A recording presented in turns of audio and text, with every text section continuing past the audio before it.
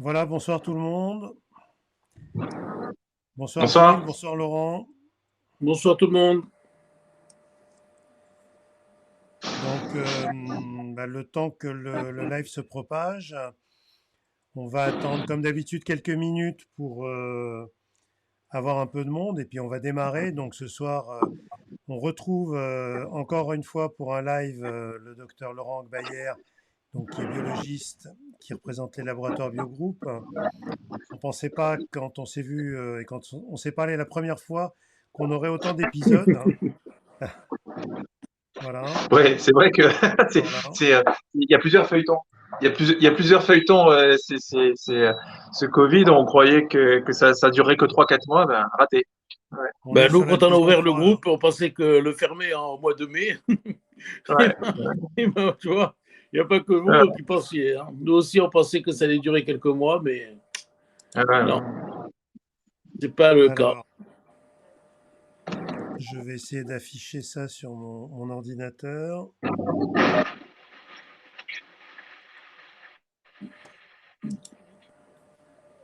On a déjà des gens qui sont connectés. 23 personnes. Alors,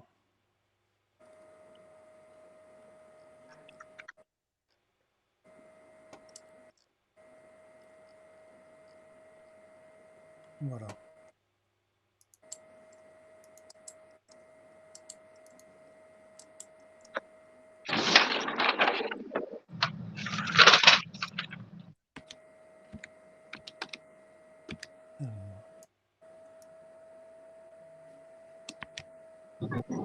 Alors, merci à tout le monde.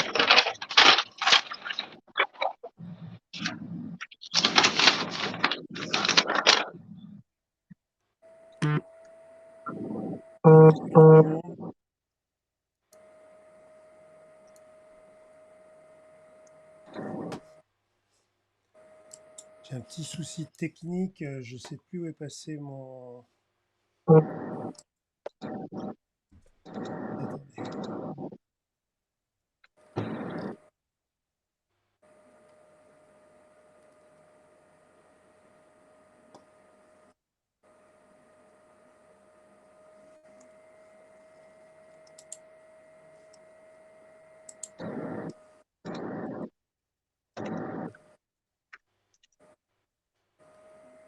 Je vous demande de patienter quelques secondes.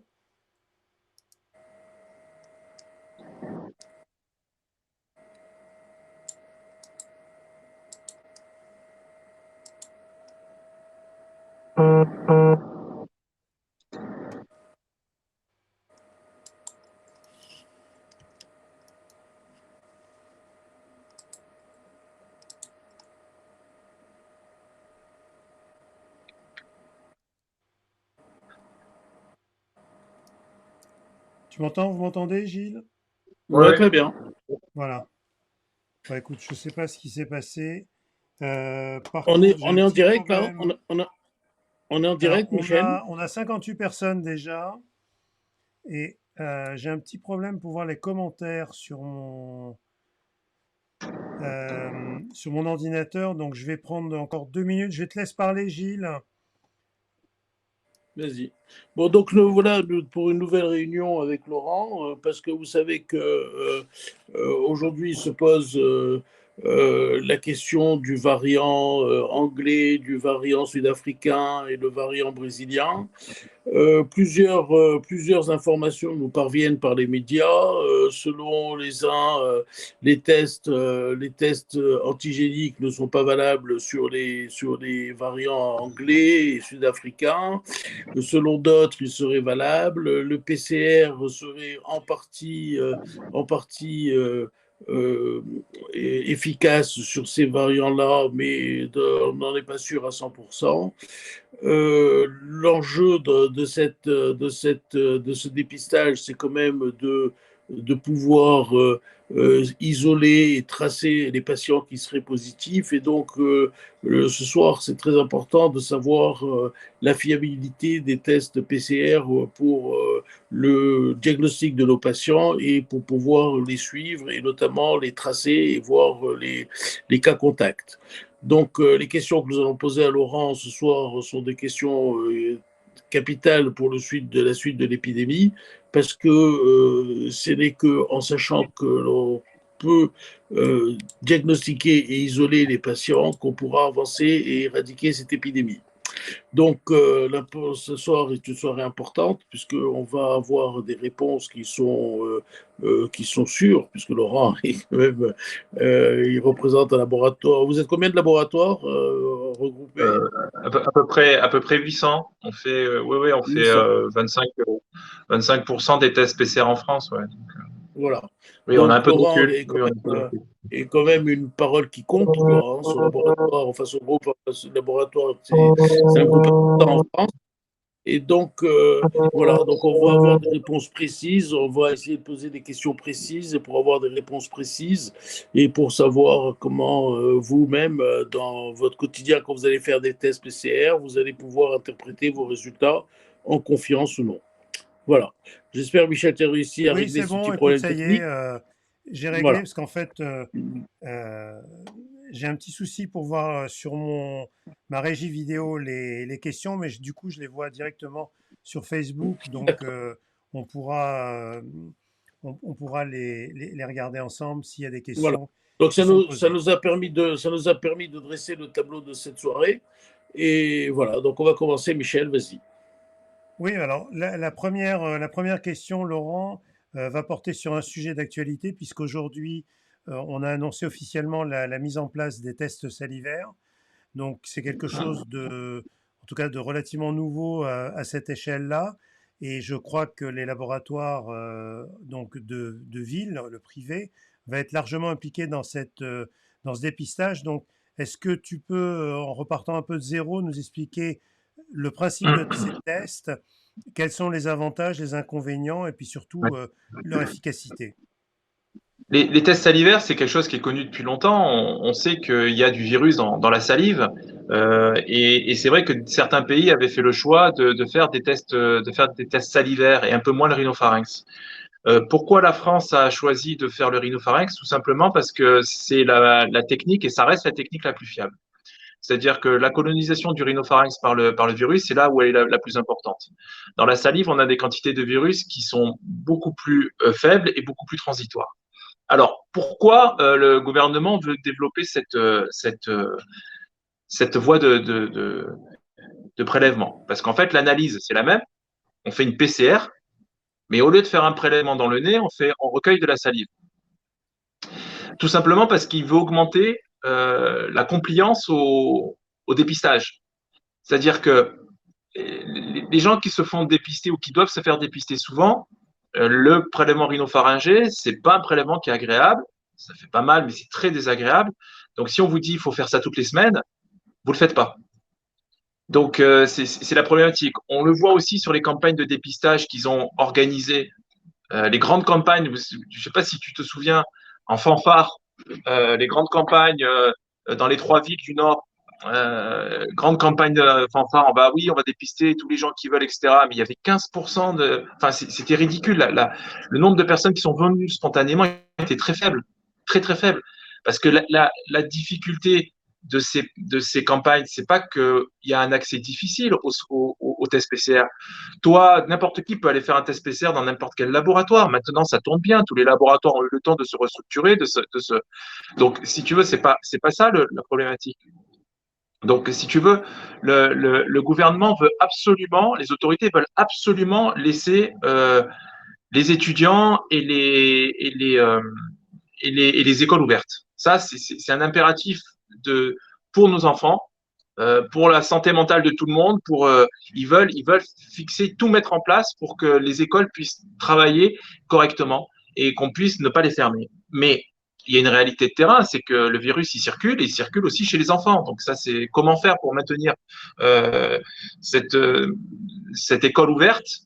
Et ben l'idée, c'était de dire on va tester très régulièrement les enfants. Mais pour qu'on teste les enfants, il faut qu'il y ait un prélèvement qui soit acceptable et accepté. Accepté par les parents, accepté par l'enfant. Donc, on est en train d'échanger effectivement le test salivaire. Il aura une sensibilité un peu plus faible que le test qu'on fait dans le rhinopharynx. mais il est tellement plus facile à faire, en tout cas le prélèvement. Et il y aura une telle compliance que si on dit aux enfants, bah, écoutez, vous crachez un peu de salive dans un pot, il n'y aura pas de réticence à le faire. Et ça permettra même de faire des auto-prélèvements. On peut très bien imaginer que les étudiants, tous les lundis, les étudiants qui arrivent à la fac, ils déposent leur échantillon de salive à l'entrée de la fac et c'est testé. Donc, c'est des choses qui Combien de sont tout temps? à fait. Ça va Pardon. prendre combien de temps en pratique, le temps de récupérer l'échantillon, de faire l'examen? 24 C'est heures? le même, c'est le même examen. Donc, nous, on rend les PCR en 12 heures. Donc, à partir du moment où on a l'échantillon, nous, c'est 12 heures pour rendre le résultat. Donc c'est pas, si tu veux, c'est aussi rapide. Après, c'est une PCR normale. C'est juste le prélèvement qui change. Au lieu de faire un Oui. prélèvement dans le rhinopharynx, on fait un prélèvement de salive. On a quelques difficultés, quelques défis techniques, nous, parce que la salive, c'est un milieu quand même qui est riche en protéines, c'est un milieu qui est visqueux. Donc en fait, pour pas qu'il y ait d'interférence sur nos analyses, on doit faire un pré-traitement. On essaye de trouver une façon de faire, et c'est pour ça on attend encore certaines recommandations de la SFM, mais techniquement, on essaie de faire en sorte que ça soit le plus simple possible, qu'il n'y ait pas de manipulation. Parce que c'est pareil, nous, il faut Et, qu'on aille vite pour rendre les résultats. Donc si et, on doit pré-traiter la salive, on va pas s'en sortir. et donc, est-ce que, en termes de, sans entrer trop dans les détails techniques, mais est-ce que, en termes de process d'analyse, est-ce que ça porte juste sur la préparation, puisque comme tu viens d'expliquer, la salive, c'est pas la même chose qu'un prélèvement dans l'oropharynx, ou est-ce que, en termes de nombre de cycles et de process, là aussi, il y a eu des adaptations à faire? Non, non, on amplifie de la même façon, c'est-à-dire on a toute cette phase d'extraction de l'ARN si tu veux, on a certains kits qui sont validés pour la salive et d'autres qui ne le sont pas. Donc déjà, on a dû faire le tri entre les kits qui étaient validés. Bon. Et puis ensuite, il a fallu travailler sur le milieu de transport. Voilà, parce que c'était vraiment techniquement le milieu de transport qui posait problème, parce que il faut faire volume à volume, c'est-à-dire que si on a 1 millilitre de volume de transport, il faut 1 millilitre de salive. Voilà, à peu près, pour pas trop diluer. Et donc, c'était comment j'arrivais à recueillir 1 millilitre de salive de façon assez précise. On n'est pas au micro près, mais il faut quand même que ce soit relativement précis. Comment je fais cracher facilement dans un flacon sans en mettre partout autour du flacon, parce que nous, après, on les manipule, donc on ne veut pas contaminer nos plateaux. Ouais. Donc, c'était ça le problème logistique. Donc, ça va sans doute se faire par une petite passe-tête. Donc, c'est une sorte de toute petite pipette sous la langue, en fait. Donc, les gens D'accord. saliveront. Et en fait, on a demandé aux fournisseurs de réactifs de nous sortir des fioles de réactifs avec des volumes plus faibles. C'est-à-dire que eux, ils ont des fioles de réactifs avec 2 millilitres dedans. Ça veut dire qu'il fallait qu'on récupère 2 millilitres de salive. 2 millilitres de salive, ça fait beaucoup. Hein. Donc, en fait, on leur a demandé de faire des flacons à 600 microlitres. Et comme ça, nous, on récupère avec des pastèques 600 microlitres. Voilà. Et il va y Donc avoir, là, oui, il va y avoir différents types de tests, de kits, ou c'est tout le monde a le même? Parce que là, ce non, qu'on a ça vu reste à de la. la télé, c'était pas avec une pipette. En tout cas, moi, ce que j'ai vu, Ouais, c'était pas avec une alors, pipette. sur les modalités de recueil, ça va dépendre un petit peu de l'organisation du laboratoire, mais sincèrement, on peut pas faire autrement. C'est-à-dire que si tu fais saliver dans un flacon, tu sais, un peu comme les flacons de CBU, les flacons d'urine. Imagine, tu pourrais faire saliver dans un flacon comme ça, et nous, on récupère le flacon. Mais derrière, ça veut dire que nous, il faut qu'un technicien, il ouvre, il pipette la salive, il la met dans un flacon avec le bon milieu, il étiquette le milieu, il referme et il met en Ça prend production. beaucoup de temps. Si on fait ça, il y a trop d'étapes.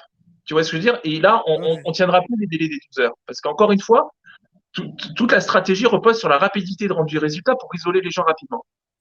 Donc, Et, nous, le plus simple, ça restera directement d'aller chercher la salive avec une pipette et la mettre directement dans le milieu qui sera utilisé pour faire la PCR. Et je pense que tu parlais d'un autre réactif qui s'appelle il y a une autre variété de tests salivaires qui s'appelle EasyCov notamment, qui est en fait une PCR particulière dont les résultats sont rendus en 30 minutes. Mais ça, c'est pas possible à grande échelle parce que ce sont des petits blocs dans lesquels tu fais entre 6 et, je crois, 18 prélèvements toutes les demi-heures, vu les volumes qu'on va avoir, c'est juste impossible. Nous, il faut qu'on passe sur nos grandes plateformes haute cadence si on veut tenir le rythme de ce qu'on va nous demander. Donc, le EasyCov, très bien, ponctuellement, quand tu as quelqu'un qui rentre à l'hôpital, tu veux savoir s'il est porteur du virus, tu le fais, tu as la réponse en une demi-heure, c'est parfait. Et ça reste du PCR, c'est pas de l'antigénique. Oui, la RC Lamp, c'est une PCR particulière, avec beaucoup moins de cycles. Et il y a une méthode différente, mais ça reste de la PCR un peu particulière, mais c'est de la PCR rapide, mais qui se fait au coup par coup. On ne peut pas faire des grandes séries. D'accord. Gilles nous a quittés, je ne sais pas s'il va pouvoir nous rejoindre à nouveau. Alors en fait, la grande question quand même, voilà, Gilles nous rejoint. La grande question quand même, c'est la sensibilité, c'est-à-dire est-ce qu'il va y avoir beaucoup de faux négatifs, c'est-à-dire des gens qui seront contaminés mais pas détectés. Quelle est la différence par rapport à une PCR classique? Ils annoncent 85% de sensibilité. Il y avait d'autres études qui montraient quand même que c'était très variable. De toutes les façons, Michel, moi je pense que la question, elle ne doit pas se poser dans ces termes. La question, elle doit se poser de quelle est la sensibilité actuellement? Elle est de 0 parce qu'on ne fait pas de test. Oui. Et c'est quand même nettement supérieur au test antigénique. Ah oui, alors ça, il n'y a pas photo. Non, mais ça, les tests antigéniques, encore une fois, je vais redire, et tant pis si je vais encore me fâcher avec des gens, mais ces tests antigéniques, ça a été tous expliquer quelle différence entre le PCR où on voit l'ARN du virus et l'antigénique? Alors, juste l'antigénique, l'antigénique, donc c'est fait sur le même prélèvement, donc un prélèvement du rhinopharynx, d'accord? Donc comme la PCR classique, on va dire, à part que le test antigénique va rechercher une protéine qui est à la surface du virus avec des anticorps qui sont marqués, colorés, et on va avoir une réaction colorée qui apparaît. La PCR, on extrait l'ARN et on l'amplifie 40 milliards de fois, et après on détecte. Donc il y a une phase d'amplification qui permet d'être beaucoup plus sensible, et surtout c'est que toutes les PCR en France utilisent plusieurs cibles, plusieurs gènes. On a 3 cibles ou 2 cibles, ce qui fait que on est hautement spécifique parce qu'on ne peut pas croiser avec un autre coronavirus, et on est hautement sensible parce qu'il y a une grosse amplification. Le problème du test antigénique, et toutes les études l'ont montré, quand je dis toutes, c'est toutes, il faut savoir lire une étude. La sensibilité des tests antigéniques est bonne quand elle est faite les 4 premiers jours chez les gens symptomatiques, les 4 premiers jours. D'accord? Et les premières indications de l'HAS, c'était utiliser ces tests antigéniques chez les gens qui sont symptomatiques et quand vous ne pouvez pas avoir de PCR dans les 48 heures. C'est-à-dire que c'est un examen un examen qui vient se substituer à la PCR qu'on ne peut pas avoir de PCR. Donc c'est un examen dégradé, c'est-à-dire que c'est moins bon que la PCR, mais c'est mieux que rien. Le test antigénique, il a une vraie valeur. Par exemple, quand le SOS médecin, c'est samedi soir, 23h, tu es au chevet de ta patiente qui a 75 ans, qui a de la fièvre, tu veux savoir si c'est un Covid, tu lui fais un test antigénique. Mais de faire des tests antigéniques, d'avoir ouvert les tests antigéniques aux asymptomatiques, mais regardez l'étude d'Henri Mondor, c'est pas nous, c'est pas les laboratoires. Regardez l'étude d'Henri Mondor. Henri Mondor, sur leur étude avec des gens qui savaient bien prélever, quand c'était fait dans de bonnes conditions, quand c'était fait sur des asymptomatiques, la sensibilité, elle était de 20%. Non mais 20%, vous vous rendez compte de ce que ça veut dire? Non mais quand tu lances une pièce que tu tires à pile ou face, tu as une sensibilité de 50%. C'est-à-dire que c'est encore moins bon que de tirer à pile ou face. Ça coûte une fortune, ces tests antigéniques. C'est pas un mauvais outil, il est mal utilisé. Il n'y a pas de mauvais outil. Il y a des mauvaises utilisations de ces tests antigéniques. Ces tests antigéniques étaient très cadrés et ils ont ouvert les vannes pour, je sais pas pourquoi, pour dire qu'ils faisaient quelque chose. Hein. Moi, je ne vois pas d'autre explication. Mais il vaut mieux pas d'examen, il vaut mieux pas de résultat qu'un mauvais résultat. Parce qu'on est faussement rassuré, en fait. Voilà, quand tu rendais un test antigène négatif chez un patient juste avant Noël, je suis désolé. Pour moi, je trouvais ça tellement dangereux. Et regardez comment ça a été fait. Parce que les études d'Henri Mondor, elles sont faites dans de bonnes conditions. Dans la réalité, je ne sais pas si vous avez vu les problèmes de prélèvement qu'il avait fait, les réactions antigènes-anticorps les tests antigéniques étaient faits dehors, à 4 degrés, dans des barnums, devant les pharmacies. Je vous rappelle que c'est une réaction antigène-anticorps. Si c'est en dessous de 20 degrés, elle ne se fait pas, la réaction. Donc, nous, l'étude qu'on a faite, c'est-à-dire qu'on a fait une étude sur 8000 personnes qui ont fait un test antigénique et le lendemain, on fait une PCR. 50% des tests antigéniques négatifs sont revenus positifs en fait en PCR. Et les 3/4 des tests positifs en antigène sont revenus négatifs en PCR. Donc, ça vous donne l'image de la qualité du test sur le terrain. Parce qu'encore une fois, même si le test peut être bon dans certaines indications, là, on l'utilise très mal. Donc, il faut ce test antigénique, il faut l'utiliser quand on ne peut pas avoir de PCR, dans des situations bien particulières, à l'hôpital, quand quelqu'un rentre aux urgences, on veut savoir si c'est… tu vois, ça a du sens. Ça a du sens, mais pas sur le tout venant. C'est pas possible. Oui, vas-y, tu voulais poser une question, vas-y. Non, on va passer là-dessus, là, c'est bon. En fait, la question, justement, pour changer de sujet, on va beaucoup parler des variants SWAP, c'est quand même un sujet de préoccupation. Alors, simplement, pour terminer sur ces tests salivaires, en ce qui concerne la détection des variants, on se situe où? Alors, pour les tests salivaires, j'en profite justement parce qu'on est là, il y a un large public qui nous écoute. Les tests salivaires, c'est réservé. Hein. C'est pas tout le monde. Hein. Oui. Que les choses soient claires. Hein. Que demain, dans mon labo, on ne vienne pas me dire, moi, je veux qu'on le fasse sur salive. Hein. Non, on le fera pas. On le fera pas parce que c'est moins bon. On le fera que dans les campagnes de dépistage massives chez les gens à qui on doit faire des tests à répétition. Le personnel des EHPAD. Grâce à ça, on va pouvoir tester les personnels des EHPAD toutes les semaines ou même 2 fois par semaine. Donc là, il y a un vrai intérêt. Mais encore une fois, la sensibilité est un peu plus faible. Elle est quand même bien meilleure, encore une fois, je dis, que les tests antigéniques, mais elle reste plus faible que le test classique. Et il faut rester sur le test classique dans les situations classiques. Voilà. Alors, pour les variants, donc ça, on en avait parlé il y a quand même un petit moment, Michel, et on est le variant anglais. La guerre est perdue, mais c'est pas grave, on va dire. Il a diffusé trop, il diffuse trop, et en fait, on l'a recherché trop tard.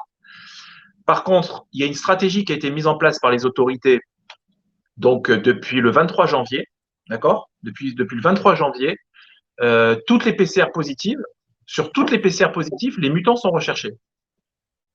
Donc ça, c'est important, c'est fait automatiquement, vous n'avez pas besoin de le demander. On fait systématiquement une recherche de mutants sur toutes les PCR qui sont positives. Alors ça, c'est une stratégie qui a été mise en place par le gouvernement donc en urgence. C'est bien si c'est accompagné d'une vraie politique de séquençage en dehors. Le criblage, parce que ça s'appelle du criblage, c'est-à-dire qu'on fait une PCR est positive, on récupère l'échantillon et on le repasse sur une PCR qui est spéciale, qui est une PCR qui s'appelle une PCR de criblage, dans lequel on a des amorces, qui sont des petits bouts d'ARN, qui vont venir chercher les mutations très précises. Donc, en fait, par le criblage, par ces PCR-là, on cherche que ce qu'on connaît. C'est-à-dire que on crible, on recherche le mutant britannique, l'anglais, le sud-africain et le brésilien. D'accord. C'est-à-dire que si c'est un autre mutant, on ne le verra pas. D'accord? Donc là quand tu parles de criblage, on est d'accord, il faut que ça soit clair pour tout le monde. Oui. Quelqu'un fait un PCR, il est positif, il n'a pas besoin de se refaire faire un PCR, vous avez gardé l'échantillon et c'est passé en criblage, c'est pas du séquençage, c'est un kit différent qui permet de détecter les variants. C'est bien ça, Laurent? C'est exactement ça, et j'en profite pour répondre à une question qu'avait posée Gilles. Quels que soient les variants, toutes les PCR détectent les variants. Toutes, sans exception. Tu n'as pas de faux négatif à cause d'un variant. Pourquoi? Parce qu'on a plusieurs cibles. C'est-à-dire qu'il faudrait que le mutant, il est muté sur tous les gènes qu'on recherche pour qu'il devienne invisible. Et ça, c'est statistiquement pratiquement impossible parce que ce sont des séquences qui sont un peu longues. Donc les PCR, quand tu as un mutant, quel que soit le mutant, tu es PCR positif. D'accord? Donc, on te dit que tu as le Covid. Mais maintenant, depuis le 23 janvier, on refait une deuxième PCR sur le même prélèvement. Et là, on recherche, est-ce que c'est un mutant anglais? Est-ce que c'est un mutant brésilien? Est-ce que c'est un mutant sud-africain? Et on Alors donne la justement, réponse. peut-être, vous, dans vos laboratoires, vous tenez des statistiques, j'imagine. Oui. Euh, Où est-ce qu'on en est? Est-ce qu'il faut vraiment avoir peur de ce mutant anglais, Alors, comme nous le disait hier le professeur Cohen? Où est-ce qu'on en est aujourd'hui? le mutant anglais, il pose pas de problème individuellement. Il pose un problème, on va dire collectivement, parce que c'est une souche qui se répand plus vite. Donc on risque, et les autorités craignent ça, et certains médecins craignent ça, c'est finalement un engorgement des hôpitaux parce qu'il y a un afflux massif, parce qu'il y a beaucoup de gens qui se contaminent très vite. Voilà. Donc ce mutant anglais, il pose ce problème-là, et uniquement ce problème-là. Par contre, les autres mutants, le sud-africain et le brésilien, ils ont une mutation qui est la E484, qui, elle, permet à ce variant d'échapper partiellement au système immunitaire. Donc, partiellement, ça veut dire que on a vu des cas de réinfection avec ces mutants, des gens qui avaient déjà eu le Covid. Et effectivement, ils sont en train de tester, alors ils n'ont pas encore beaucoup de recul, mais a fortiori, l'efficacité de certains vaccins serait plus faible sur ces variants-là. Voilà. Donc c'est pour ça que ces variants sont préoccupants en ce sens. Le variant anglais, je vous ai dit, la guerre est perdue. On a des régions où sur Paris, maintenant vous êtes à plus de 40%. Perdu. Il ne faut pas dire que la guerre est perdue. La guerre n'est pas Non, perdue. On est toujours... non, ce que je veux dire, c'est que ça va devenir, non, ça va devenir l'espèce dominante. Non, mais ce que je veux dire, c'est que ça devient une espèce dominante. Il est en train de remplacer. Comment se fait-il qu'il n'y ait pas une flambée de nouveaux cas en France? Eh bien, ça, c'est la grande question. Oui, oui. Parce que pour l'instant, il progresse dans des régions. Et si tu veux, pour l'instant, on n'a pas encore vu. Alors, est-ce que c'est un effet d'inertie? Est-ce qu'on va voir arriver parce que là, effectivement, les chiffres sont plutôt bons et vont dans le sens contraire de ce qui est dit sur le truc. Moi, ce que je peux te dire, c'est que, par exemple, sur Paris, vous étiez la semaine dernière à 38% des PCR positives. Donc, 38% des PCR positifs, c'était un variant anglais. Voilà. Donc, et la semaine d'avant, c'était 24% et la semaine d'avant, 14%. Donc, on voit que ça progresse et encore une fois, c'est normal et c'est logique. Il n'y a rien d'anormal dans tout ça. C'est un virus qui est un peu mieux adapté à l'homme, qui est en train de remplacer une autre espèce. Voilà. Mais pour l'instant, il n'y a pas de conséquences. Le variant, quand je dis la guerre, elle est perdue, c'est pas qu'elle est perdue, c'est qu'il faut moins se. On va récupérer Gilles. Gilles, on t'a vu descendre tout doucement ton crâne et disparaître. Ben oui. Je suis désolé, voilà. Mais quand on m'appelle, ça coupe. Et chaque fois que je fais un live, on m'appelle. Il y a toujours un qui rappelle 2-3 fois parce que je ne lui ai pas répondu. Donc je suis désolé, j'ai loupé le moment où tu donnais les pourcentages. Excuse-moi. Alors il va les reprendre. Ouais, donc sur Paris, la première semaine de janvier, on était à 1%. La deuxième semaine, 7%, 14% la troisième, 26% la quatrième, et vous êtes à 38% sur la cinquième, donc la semaine dernière. Donc 38% des PCR positifs sont invariants. Et maintenant, on a une vision qui est très précise, puisqu'en fait, on crible toutes les PCR positives. Donc on a le pourcentage exact. C'est pas une évaluation, c'est le pourcentage exact. Donc ça, c'est quand même, c'est en ça que la stratégie qui est mise en place par le gouvernement, il faut dire quand les choses sont bien faites, ça permet effectivement d'avoir une cartographie au jour le jour de façon très précise. Donc ça, c'est très bien. Quand je dis que la guerre, elle est perdue, c'est pas qu'elle est perdue, c'est qu'il faut passer à l'autre bataille. C'est-à-dire, je dis, c'est la bataille du variant anglais, elle est perdue, mais il y a d'autres batailles à mener et il faut plus trop perdre d'énergie sur le mutant anglais, puisque de toute façon, comme je vous ai dit, il n'a pas d'incidence ni cliniquement, c'est les mêmes formes, il n'y a pas de forme plus grave, et en plus, il est sensible au vaccin, donc il n'y a pas de souci de ce côté-là. Par contre, les deux autres variants, il faut mettre le paquet pour empêcher qu'ils se propagent. On est dans des régions entre 0,5% et 3-4% pour le sud-africain, selon les régions. Là, on est sur des. En Moselle, sur des apparemment, on nous dit qu'il y a 300 cas de variants sud-africains en Moselle actuellement. Alors, il y a un vrai problème. C'est qui vous a dit ça? Là, je vois un post. Alors, je ne sais pas si c'est Véran qui devait parler ce soir. Peut-être que Cadeau peut nous le On mettre a, en message. Mais on a, Laurent, est-ce que ce ouais. variant africain est plus dangereux? Alors, sur les formes cliniques, on ne sait pas. Par Non, contre, c'est bien d'accord. pour l'instant, on ne sait pas. Voilà, pour l'instant, il y a aucune étude qui a montré qu'il était plus dangereux. Par contre, Voilà. effectivement, il échappe en partie au système immunitaire. Mais il y a un vrai problème. Il y a un vrai problème de variants sud-africains, brésiliens dans le Grand Est et notamment en Lorraine. Oui, oui, Oui, oui. Il y a un c'est Véran pourcentage. qui l'a annoncé. C'est Véran qui l'a annoncé ce soir, hein. 300 cas Ouais, en il y a, Moselle. Oui. il y a, il y a un taux anormalement élevé. Je voulais pas forcément vous le dire parce que on était en train de vérifier, mais on a contacté les autres laboratoires qui travaillent dans le secteur, donc on va dire nos confrères, et ils trouvent le même pourcentage. Et c'est vrai que toutes les régions, si tu veux, de France, ils sont entre, je t'ai dit, entre 0,5 et 3-4% de Sud-Africains. En Lorraine, on est pratiquement à 20%. Donc on comprend pas pourquoi. On comprend pas pourquoi ce secteur et surtout c'est qu'on voit pas du coup quelles vont être les implications.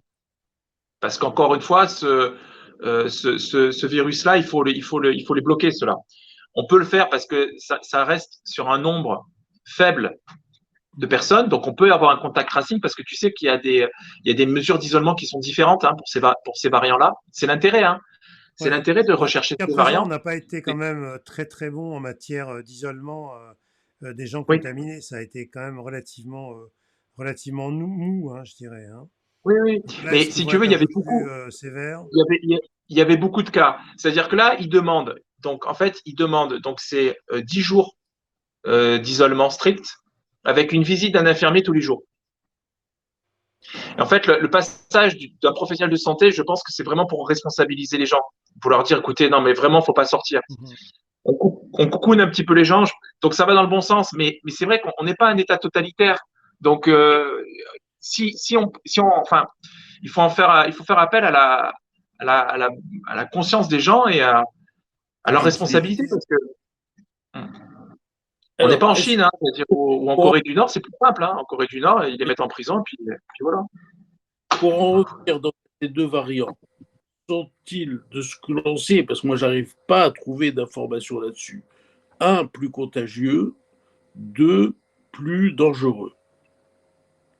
Moi, j'arrive Plus pas à trouver d'informations. contagieux, plus Voilà, contagieux, les trois le sont.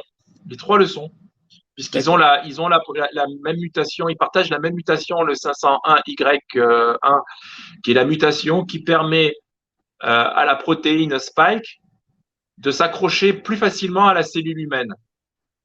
D'accord. Donc, le virus peut s'accrocher à la muqueuse de façon beaucoup plus facile et de pénétrer dans les cellules. Donc, c'est en ça qu'il est plus contagieux. Donc, tu as besoin d'une plus petite quantité de virus pour qu'il puisse rentrer dans tes cellules et t'infecter. Euh, là, on sait que le mutant anglais, on sait qu'il n'est pas plus dangereux. Ça, c'est sûr et certain. Maintenant, on le sait. Même Oui. Les malgré ce autres, qu'a dit Boris Johnson, malgré ce qu'a dit Boris Johnson, il a dit il y a plus de morts chez nous, il est plus dangereux. Non, il y a plus de morts parce qu'il y avait plus de cas, mais pas parce qu'il était plus oui. dangereux. Et c'est ce qu'a dit aussi Cyril Cohen hier, le médecin, le professeur en Israël a dit la même chose. Il a dit s'il y a Ouais, plus de cas de femmes enceintes, c'est parce qu'il y a plus de cas en proportion, et donc c'est ça ça. touche en statistique des populations qui n'étaient pas touchées avant vont l'être maintenant. Il faut faire Voilà. attention avec les statistiques. Hein. Il faut encore une fois savoir de quoi on parle. C'est ce qu'on parle de Oui, pourcentage, de valeur absolue, parce que des fois, les vas-y, hier. pourcentages sont très élevés, mais ça fait des valeurs absolues qui sont très faibles. Quand vous avez deux patients positifs et il y en a un, c'est le variant, ben vous avez 50% de variants. Mais ça fait un patient, quoi. Donc voilà. Et pour le Brésilien sud-africain, on ne sait pas s'il est plus dangereux. Pour l'instant, rien ne. En tout cas, c'est pas évident puisque personne ne l'a encore remarqué, alors qu'il est très développé en Afrique du Sud. Hein, donc, il y a quand même beaucoup de gens qui sont infectés. Donc, je pense que s'il avait été plus méchant, ce virus, en tout cas cliniquement, on s'en serait aperçu et on aurait déjà eu des études qui l'auraient prouvé. Donc, le fait qu'il y ait pour l'instant rien qui sorte, c'est qu'il n'y a rien d'évident. Voilà. Ce Par qui pose contre, problème, c'est effectivement, la stratégie vaccinale surtout. Hein. oui. Ben, et encore une fois, on est et encore une fois, moi, je jette l'opprobre à personne. Hein, c'est toujours facile hein, de critiquer, mais on a un vrai problème, c'est qu'on est en train de vacciner tellement lentement qu'on on est en train de mettre une pression de sélection sur le virus, et en fait, on va sélectionner des mutants résistants. C'est comme quand tu traites une infection urinaire avec la moitié de la dose d'antibiotiques. Qu'est-ce que tu vas faire? La personne elle va refaire une infection urinaire avec le germe résistant à l'antibiotique que tu as donné parce que tu l'as pas donné la bonne dose. Et en fait, là, on vaccine lentement et j'espère que ça va s'accélérer puisque ça s'est accéléré quand même.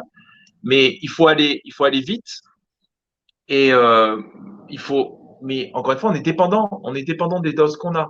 Donc, il faudrait aller vite, vacciner vite et à côté de ça, faire un contact tracing super serré pour ces variants. Ce qui est fait hein, actuellement. Ouais. Mais il faut Oui, vraiment parce que. qu'apparemment, il y a des Laurent, nouveaux de variants toute qui sont en façon, train d'arriver, qui sont qui sont pas dans les 3 que tu as cités. Oui, mais il va y en avoir plein. C'est pour ça que je disais, le criblage, c'est très bien parce que ça permet de gérer la crise des variants qu'on Il faut connaît séquencer. actuellement. Mais il faut qu'il y ait une politique de séquençage qui soit faite au niveau national, comme dans tous les pays. Il faut que tous les gens qui puissent séquencer séquencent et se parlent entre eux. Ça, c'est le premier point. Deuxièmement, il faut que toutes les forces soient mises dans la bataille. Je ne comprends toujours pas, et c'est un truc, mais il faudra qu'un jour un hospitalier vienne m'expliquer. Je ne comprends toujours pas pourquoi on ne demande pas aux laboratoires privés d'aider au séquençage. On a des séquenceurs. on en a parlé. Expliquez-moi pourquoi. Ouais. Expliquez-moi pourquoi on ne pourrait pas séquencer. Qu'est-ce qu'il y a? Où est le problème? Je crois qu'on a besoin de toutes les forces qui sont en mesure de pouvoir aider. Et là, on est encore une fois, on fait la même erreur qu'avec la PCR, on réserve le séquençage qu'au CHU et au CNR. Il y a Voilà. combien de laboratoires privés qui ont des séquenceurs? Tous les grands groupes. Pratiquement tous. Tous les grands groupes. Tous. Non, mais on peut. Attends. Je vais te faire une réflexion qui sort un peu de ton domaine, mais c'est une réflexion qu'on a et qu'on a souvent avec Michel et que je pose aussi, que j'ai posé hier au professeur Cyril Cohen. Tu parles de l'éloge de la vitesse. Il y en a qui parlent de l'éloge de la lenteur. En Israël, malgré la vitesse à laquelle ils sont partis pour vacciner toute leur population, c'est impossible de vacciner tout le monde, puisque là, les jeunes ne veulent pas aller au vaccin. Et donc, on voit que le variant anglais, chez eux, continue à progresser de manière importante. Et ils ont une baisse de cas, mais qui n'est pas aussi spectaculaire que ce qu'on attendait après toutes ces vaccinations. Parce qu'une fois que les plus de 60 ans ont été vaccinés, les autres, ils ne courent pas se faire vacciner, loin de là. Et donc, cette course de la vitesse, je ne sais pas si, même si on allait très, très, très, très, très vite, je ne sais pas si on arriverait à le stopper. Je pense qu'au contraire, si on va doucement et qu'on fait le bon choix, le bon vaccin au bon moment, à la bonne personne, peut-être.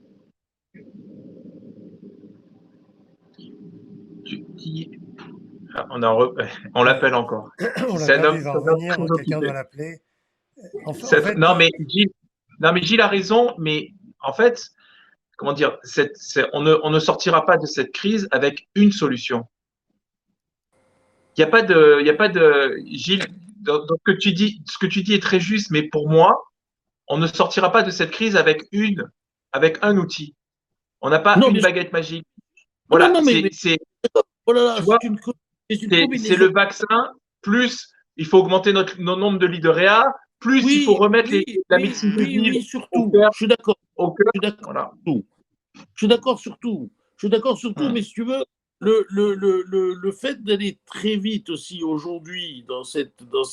On n'arrivera pas à vacciner 50 millions de personnes, 70 millions de personnes en France. Il ne faut pas se faire d'illusions. Et en Israël, ils ont, avec la vitesse et tous les vaccins qu'ils ont, ils n'arrivent pas à vacciner 8 millions de personnes.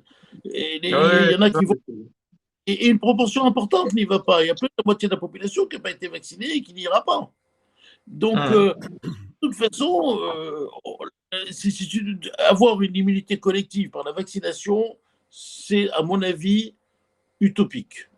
Donc, l'immunité viendra, si elle doit venir, elle viendra d'ailleurs. Mais en tout cas, elle participera, le vaccin, bien sûr. Mais donc, Gilles, tu parlais des nouveaux variants qui arrivent. En fait, nous, on a un fournisseur qui travaille sur des nouveaux kits de criblage où finalement, on va juste rechercher la mutation qui permet au virus d'échapper au système immunitaire, donc qui est la E484. Parce que finalement, c'est ça là qui est intéressant de mutation. Qu'importe de savoir si c'est un mutant californien, un mutant brésilien, un mutant anglais qui s'est couplé avec un mutant brésilien, parce qu'il y en a en ce moment des souches qui ont combiné les deux, etc. Non, ce qui est intéressant, c'est de savoir est-ce que le virus que j'ai est porteur de la mutation E484 qui lui permet d'échapper au système immunitaire. C'est ça qui est intéressant. Donc, les fournisseurs réfléchissent déjà, parce que, comme tu dis, c'est une course. On aura toujours un temps de retard. Parce que le temps qu'on détecte la nouvelle souche, le temps qu'on fasse les réactifs, ça sera déjà trop tard. Donc, il faut un séquençage qui surveille tous les variants et derrière, un criblage précis sur les variants qui posent problème pour essayer de maîtriser très rapidement et d'éteindre leur propagation tout de suite. Voilà. Donc là, encore une fois, c'est une stratégie qui est cohérente. Ça a été mis en place. Donc, quand c'est cohérent, il faut le dire. Quand c'est pas bien, on le dit. Hein. Mais quand c'est cohérent, il faut le dire aussi. Donc, on en est là pour les mutants et pour les variants. Et c'est vrai que le variant sud-africain en Lorraine, donc Moselle, Meurthe-et-Moselle, c'est un souci, les Vosges, et on ne sait pas pourquoi.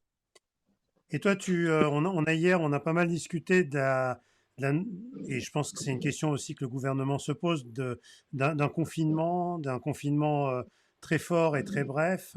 Est-ce que toi, en tant que biologiste vu avec ce prisme, tu as un avis là-dessus?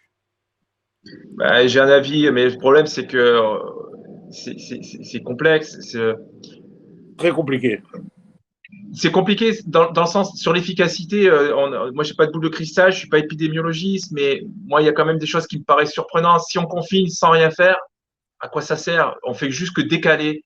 C'est juste pour absorber, pour faire souffler un petit peu les hôpitaux, mais on n'apporte pas de solution. C'est-à-dire que confiner pour confiner, 3 semaines, ça me paraît court. C'est-à-dire que tous les confinements qu'on a eus, c'était pas 3 semaines, hein, c'était 4, 6 semaines, 8 semaines. Donc 3 semaines dures, je suis pas sûr que ça fasse quelque chose. La compliance des gens à ce confinement dur, je pense que ça va être catastrophique. Enfin, les décisions gouvernementales qui sont prises, politiques, elles sont pas basées que sur le sanitaire. Hein. C'est vrai ils doivent faire le pendant entre on va dire des intérêts contradictoires. Et c'est là que l'exercice est difficile. Mais je sais pas. Je sais pas. Vraiment là, j'ai pas honte de dire que je sais absolument pas s'il faut confiner ou pas. Je sais pas. C'est pour ça que moi, je voudrais pas être à la place de Macron, parce que c'est pas facile. Ouais. Non, mais il change tout le temps, il est toujours en avance sur l'intelligence de l'homme. L'homme avance par son intelligence et le virus, il a toujours un petit temps d'avance. Il change, il bouge, il modifie. C'est terrible. Non, mais c'est un organisme vivant, mais moi je pense qu'il faudrait aussi. Je vais être un peu dur, mais il y a des gens qui disent. Il y a des gens il y a des erreurs qui ont été faites. Et ça, par contre, on aurait pu se les éviter, quoi. Qu'on séquence pas en France, encore, je reviens sur le séquençage, hein, je suis pas monomaniaque, mais parce que ça. Mais quand on entend Martin Hirsch, je suis désolé, mais à un moment, il faut nommer les choses, il faut dire les choses. Mais quand on entend Martin Hirsch qui dit que le virus ne mute pas, mais comment quelqu'un, enfin, comment, ça aurait été le premier virus du monde qui ne mute pas. Enfin, non, mais il connaît voilà, pas. Oui, mais alors qu'il parle pas. Oui, mais le problème, c'est qu'il connaît pas, mais il est aux responsabilités de la PHP. Oui, ce qui pose problème quand même. Non, mais Laurent, je vais garder une question encore plus difficile que ça pour la fin. Mais avant, il y a des questions assez fréquentes sur le groupe, et je pensais bien que ce soit un biologiste qui réponde, même si nous, on a déjà en partie répondu. C'est tout ce qui concerne la biologie et la vaccination. C'est-à-dire qu'il y a des gens qui pose la question de savoir si la PCR devient positive quand on est vacciné, s'ils ont des anticorps. Est-ce que tu peux expliquer en 2 mots Oui, vaccination et biologie? bien sûr. Oui, bien sûr, bien sûr. Donc la vaccination, qu'est-ce que va faire le vaccin? Le vaccin donc le vaccin ARN va faire que vos cellules vont produire euh, la protéine qui est à la surface du virus, qui est la protéine spike, et qui est la protéine qui permet au virus de rentrer dans les cellules. Donc que va faire le corps? Le corps va voir cette protéine étrangère et va fabriquer des anticorps contre cette protéine spike. Une fois que vous avez ces anticorps anti-spike, si vous croisez le virus, vos anticorps vont s'accrocher sur la protéine spike et le virus ne pourra pas rentrer dans vos cellules et donc vous ne serez pas infecté. Et c'est les anticorps neutralisants, ils neutralisent le virus et c'est comme ça que le vaccin marche et c'est comme ça que vous êtes protégé. Quand vous êtes vacciné, vous produisez pendant une période très courte de la protéine spike et votre système immunitaire répond à ça. La PCR, comme je le disais, recherche de l'ARN de virus dans le rhinopharynx. Donc, absolument pas. Donc, quand vous avez été vacciné, vos PCR ne peuvent pas, et c'est impossible qu'une PCR soit positive, sauf si vous avez attrapé en même temps le virus. Voilà. Ce qui peut arriver. Si vous allez vous faire vacciner et que vous êtes en train de faire une infection au Covid, effectivement, vous aurez une PCR positive. Mais la PCR et le vaccin, ça n'a rien à voir. Mais alors, rien à voir. Par contre, une fois que vous êtes vacciné, vous avez des anticorps qui apparaissent. Et on a maintenant des kits. Voilà, c'est ça. C'est-à-dire que maintenant, on a des kits. Les sérologies Covid qu'on avait jusqu'à présent, on recherchait tous les anticorps anti-Covid, tous mélangés.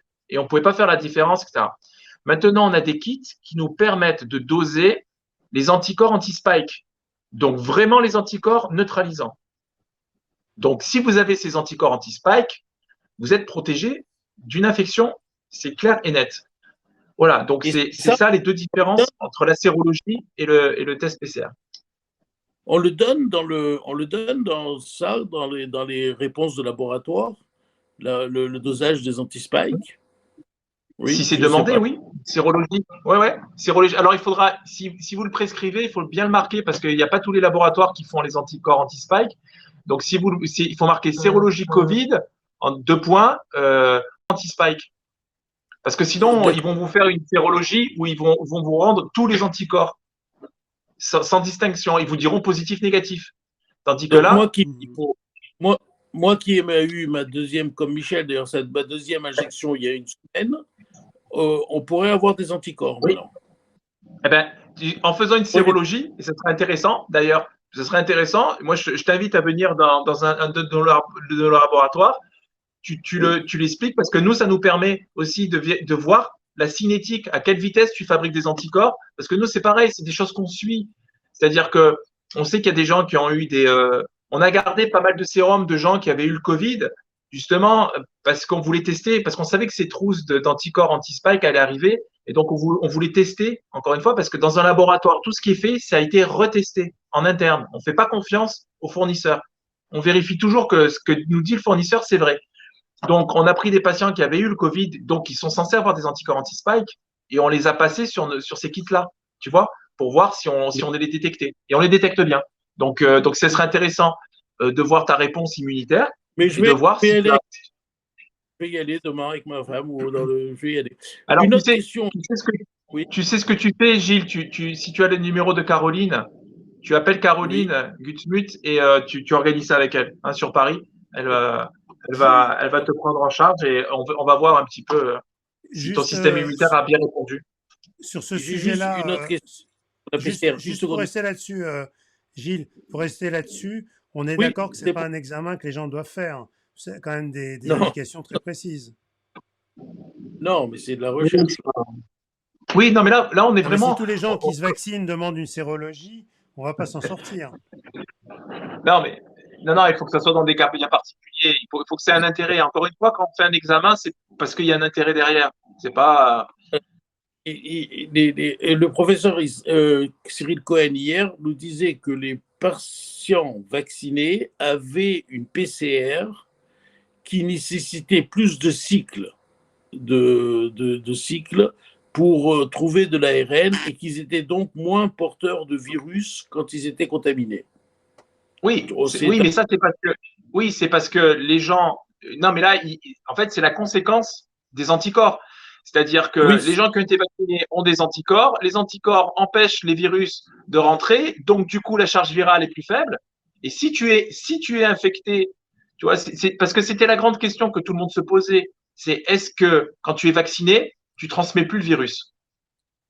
C'est ça la grande question. Parce que le vaccin te protège, très bien, mais est-ce que tu peux transmettre le virus? C'était ça la question. Et je pense que le professeur Cohen parlait de ça, et de se disant que de oui, toute façon, c'est exactement ça. voilà, voilà, comme il y a des anticorps, forcément, tu as des charges virales plus faibles puisqu'on est obligé de faire plus de cycles. Faire plus de cycles dans une PCR, ça veut dire que tu as une charge virale plus faible. Donc, si tu as une charge virale plus faible, tu es moins contagieux. C'est bon. Je sais pas, il a disparu. À un Il a moment, trop tu d'avis. devais, quand on s'était parlé la dernière fois, tu devais lancer une recherche pour voir si les gens étaient vaccinés qu'ils avaient une PCR positive. Est-ce que vous avez pu mettre ça en place? Est-ce que tu as des résultats? Non, ça a été très compliqué parce que encore une fois, les centres de vaccination, c'est pas nous qui les gérions. Donc, comme le déploiement, ça a été un peu chaotique au début, Mhm. on n'a pas fait. Moi, ce qui me posait problème, c'était qu'on vaccine comme ça à tour de bras. Euh, voilà, je savais pas ce que ça allait donner qu'on vaccine une personne qui est en train de faire un Covid. Voilà, je sais pas. Et j'ai toujours Ben, pas la réponse. en Israël, ils ne vaccinent pas quelqu'un qui a eu le Covid, hein. Ouais, mais ou quelqu'un qui est en train de faire le Covid. Tu vois ce que je veux dire? Qu'est-ce que Ouais. ça donnerait? On sait très bien il faut pas. On a posé la question hier au professeur Cohen. On lui a dit si quelqu'un a fait le Covid entre la première injection et la seconde, il m'a dit Ouais. on interrompt Ce qui la paraît deuxième. logique, hein. Ce Mais qui c'est pas paraît la logique parce que. France, hein. Après, Ouais, mais il expliquait hier, c'est qu'il n'y avait pas vraiment de danger, ils avaient décidé de pas, pour l'instant, vacciner les gens qui avaient déjà eu le Covid, dans un premier temps essentiellement pour garder les doses de vaccins, parce qu'ils trouvaient que c'était pas franchement indispensable. Maintenant, hier, on lui a posé la question, si quelqu'un ne sait pas qu'il a le Covid et qui se fait vacciner, est-ce que c'est un danger? Moi, ce que Non, j'ai compris, Gilles, il a dit que non, hein, c'est ça. non, non, non, d'accord. pas du D'accord. Donc ils ont le recul parce que c'est vrai que moi je me suis toujours posé la question. En général, on évite de vacciner les gens qui sont en train de faire la maladie ou qui l'ont faite parce que c'est-à-dire qu'il y a déjà les C'est anticorps. Donc clair. si tu as déjà les anticorps et que tu injectes quand la protéine spike elle sort des cellules, elles se font tout de suite attaquer par le système immunitaire. Donc déjà ça sert à rien. Et puis deuxièmement, il peut y avoir peut-être une réaction inflammatoire. Je sais pas. Hein. Donc oui. c'était la question. Mais c'est vrai que dans l'optimisation des doses de vaccins, comme on n'en a pas beaucoup, la question, elle se pose peut-être de dire est-ce qu'on ne vaccine pas les gens qui n'ont pas d'anticorps anti-spike, par exemple? Ça Mais nous Oui. ça permettrait de supposerait garder des déjà de doses. faire des dosages à tout le monde, donc c'est quand même compliqué, Ben, hein. c'est le problème. Hein. Non, mais c'est le problème. Hein. C'est le problème. C'est le problème. Donc, il y a pas de solution, y a pas de solution miracle. C'était la question que j'avais, moi, effectivement, mais on n'a pas pu mettre en place ça. C'est trop compliqué. Trop compliqué Tiens, d'avoir les impôts. il y a une dernière question, Et Michel. oui, Il est moi je voulais 55. poser une dernière question quand même, bon, qui est plus une question personnelle. C'est toi, comment tu vois la fin de cette histoire? Si tu as une idée personnelle. On a Alors, quitté le labo depuis un moment. On a quitté ouais, le alors labo, là, on part dans les... c'est très personnel et vous le prenez comme quelque chose de très personnel. Hein. C'est pas le biologiste qui parle, c'est l'être humain. Et Tout à fait. en novembre, j'étais très content. Je me suis dit bon ben super. En juin, c'est fini. En décembre, j'ai vu arriver les variants. J'ai dit putain, on est reparti pour un an. Et là, je vois les variants qui commencent à être résistants au vaccin. Je dis bah on est parti pour 3 ans. Mais je veux pas vous casser le moral. Hein. J'espère que je me trompe. Non, Voilà. nous, la philosophie du groupe, tout baisse partout. Ouais. Donc, Ouais, tout non, mais va c'est vrai. baisser. Non, mais on est résilient, on est résilient. C'est vrai qu'on est résilient. Il faut qu'on trouve des solutions. Mais encore une fois, est-ce qu'on a pris le problème par le bon bout? Est-ce qu'il faut pas travailler? Enfin, moi, c'est vrai que le nombre de lits de réa, je comprends pas que le nombre de lits de réa il augmente pas en France. Je comprends pas. Ok, Et il faut du temps pour former des non, réanimateurs, mais vous pouvez former des médecins. quand on voit des pays comme l'Italie, qui est un pays équivalent à la France, quand on revoit les images des gens qui étaient dans leur voiture avec les bouteilles d'oxygène au pied de l'hôpital, n'ont pas connu ça. Quand on voit la Californie, il y a un mois, il n'y avait plus d'oxygène dans toute la Californie. Il y a eu 400 000 cas en un mois dus au variant californien. La France, on peut dire ce que l'on veut, mais on n'a jamais été dans cette situation où il n'y a plus d'oxygène.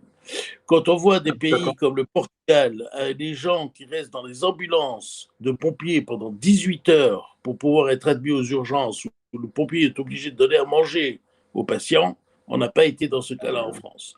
Alors, moi, je suis quelqu'un qui a une vision un peu globale des choses. Je ne me limite pas. Je pense que dans notre groupe, on a des gens qui viennent du monde. Regardez la Tunisie, le Maroc, le Brésil, le Canada. On s'en tire aussi mal qu'eux. Voilà. Non, il y a des choses qu'on a bien faites. Non, mais sincèrement, il y a des choses qu'on a bien faites, on se rend pas compte, mais le fait qu'on est, c'est dommage. Je veux dire, c'est dommage parce que, par exemple, la stratégie de test, le fait que tu puisses te faire tester n'importe quand, rapidement, etc., c'est un avantage. L'inconvénient que j'y vois, c'est qu'on court-circuite le médecin. Moi, je suis peiné parce que je trouve que la médecine de ville, elle est trop mise de côté. À un moment, la médecine de ville, à un moment, il faut remettre le médecin au centre du système. Hein. Bravo. Non, mais je suis d'accord. C'est paru sous l'eau avec le gouvernement dans cette épidémie. Bon, mais nous, quand même, on s'est occupé d'essayer de faire en sorte. Bon, en tout cas, Michel. Il y en a qui demandent 3 ans à partir de quand? Bon, là, tu leur as mis. Peut-être juste pour peut-être une note d'optimisme, on peut peut-être aussi avoir un variant qui va devenir moins virulent. Bravo. Justement, c'est ce qu'on espérait. Nous, on compte la chance. Sur l'optimisme, c'est que je me trompe souvent quand je parle d'épidémiologie. Donc m'écoutez pas. Donc les 3 ans, je suis sans doute très loin. Je me trompe, c'est presque sûr. Voilà. En tout cas, toutes les interventions sur le groupe sont toujours très, très regardées et très, très appréciées. Nous, on est très contents, une fois de plus, de t'avoir eu ce soir. On avance bien ensemble. On est toujours avec nous. C'est sympathique et c'est très, très sympa, très gentil. Et en tout cas, remercie de ton intervention. Merci, Michel. Tu te laisses le mot de la fin. Merci à vous. Merci. Laurent, on te laisse peut-être le mot de la fin. On va continuer à suivre. Et puis. Voilà, c'est ça. Je crois que maintenant qu'on crible et qu'on a une vision très précise des variants, maintenant, ce qu'il faut, c'est le surveiller semaine par semaine. Et on verra si très, très rapidement, on verra s'il échappe ou pas, très rapidement. Et ça, c'est très bien. Donc moi, sur variant sud-africain, j'espère qu'on arrivera à le juguler rapidement. Voilà. Voilà, il faut continuer à se battre. Voilà, ensemble, on est plus fort, comme dit Gilles. Et il faut continuer à se battre. Bonsoir à tout le monde et bonne fin de soirée. Merci encore, Laurent. Allez, bonne soirée, bon courage. Bonsoir, Gilles.